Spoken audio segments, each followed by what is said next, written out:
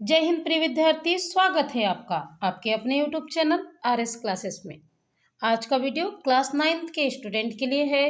पद्य खंड पर आधारित है। ग्राम श्री एवं मेघ आए कविता जो आपके सिलेबस में है, उससे अति महत्वपूर्ण वैकल्पिक प्रश्नों को मैंने इस वीडियो में समाहित किया है और आशा है कि वार्षिक परीक्षा में इस वीडियो से अवश्य ही प्रश्न पूछे जाएंगे। तो चलिए बिना समय गवाए शुरू करते हैं आज का वीडियो और देखते हैं इन कविताओं से कौन कौन से प्रश्न महत्वपूर्ण हो सकते हैं। तो चलिए, हो जाइए तैयार।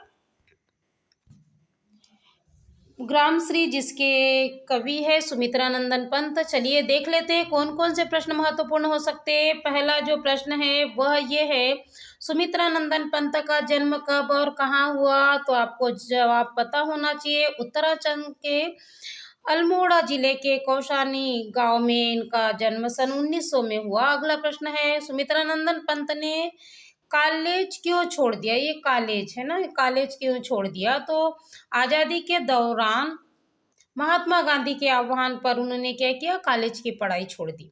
अगला प्रश्न है, शब्द शिल्पी कवि के रूप में किसे जाना जाता है? तो आपको जवाब पता होना चाहिए, सुमित्रा नंदन पंत को जाना जाता है। अगला प्रश्न है, प्रकृति का सुकुमार कवि किसे कहा जाता है? तो उसका जवाब भी है सुमित्रा नंदन पंत को प्रकृति का सुकुमार कवि कहा जाता है। बड़ा महत्वपूर्ण प्रश्न है, बार बार ये वाला प्रश्न एग्जाम में पूछा जाता है। अगला प्रश्न देख लीजिए। अगला प्रश्न है, सुमित्रा नंदन पंत की प्रमुख रचना कौन कौन सी है? तो जवाब होगा वीणा, ग्रंथि, गुंजन, ग्राम्या, पल्लव, युगांत, कला और बूढ़ा चांद, लोकायतन, चिदम्बरा, स्वर्ण किरण। ये सुमित्रा नंदन पंत की प्रमुख कविताएं हैं, माफ कीजिए रचनाएं हैं। चलिए आगे और प्रश्नों को देखते हैं। अगला प्रश्न है, खेतों में फैली हरियाली किस तरह दिखाई दे रही है? तो जवाब होगा मखमल की तरह कोमल दिखाई दे रही है। अगला प्रश्न है, खेतों में फैली हरियाली पर सूर्य की किरणें कैसी प्रतीत हो रही है? तो जवाब होगा चांदी की उजली जाल के समान। अगला प्रश्न है, तिनकों के तन पर ओस की बूंदें कैसी प्रतीत हो रही है? तो जवाब होगा हरित रुधिर के समान। अगला प्रश्न देख लीजिए, वसुधा कैसी लग रही है? जवाब होगा रोमांचित। अगला प्रश्न है, अंगुली की कंघी से कलंगी कौन संवारते हैं? तो उसका जवाब होगा बगुले। अगला प्रश्न है, खुला ग्राम किसके समान प्रतीत होता है? तो उसका जवाब होगा मरकत डिब्बे के समान। चलिए आगे और प्रश्नों को देखते हैं।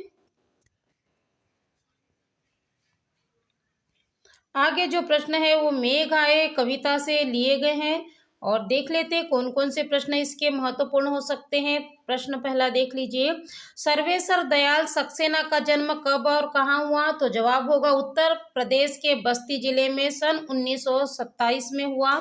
अगला प्रश्न है, सर्वेश्वर दयाल सक्सेना ने किस चर्चित बाल पत्रिका का संपादन किया? तो जवाब होगा पराग का। अगला प्रश्न है, सर्वेश्वर दयाल सक्सेना की प्रमुख रचनाओं के नाम? तो जवाब है काठ की घंटियां, बांस का पुल, एक सुनी नाव, गर्म हवाएं, कुआनो नदी, जंगल का दर्द, खुटियों पर टंगे लोग। ये इनकी प्रमुख रचनाएं हैं। अगला प्रश्न देखिए। अगला प्रश्न है, सर्वेश्वर दयाल सक्सेना दिनमान में प्रकाशित किस स्तंभ के लिए बहुत चर्चित थे, बहुत अधिक चर्चित थे? तो जवाब होगा चर्चे और चरखे नामक इनका जो स्तंभ था, जो दिनमान पत्रिका में प्रकाशित इनका जो स्तंभ है उस ये काफी ये लोकप्रिय हुआ, काफी चर्चित हुआ यह जो स्तंभ है इनका। अगला प्रश्न देखते हैं। अगला प्रश्न है, कवि ने मेघों की तुलना किससे की है? आपने यदि कविता पढ़ी है तो आपको जवाब पता होगा, सजकर आए प्रवासी अतिथि से, दामाद से मेघों की तुलना की है। चलिए अगला प्रश्न देखते हैं। अगला प्रश्न है, मेघ आए बंठन के में कौन सा अलंकार है? तो जवाब होगा मानवीकरण अलंकार है। अगला प्रश्न है, आगे आगे कौन नाचते गाते चली जा रही है? तो जवाब होगा बयार। अगला प्रश्न देख लीजिए, गांव में कहाँ के पाहुन आए हैं? तो जवाब होगा शहर के। अगला प्रश्न देखिए, कौन झुककर गर्दन उचकाए झांक रहा है? तो इसका जवाब होगा पेड़।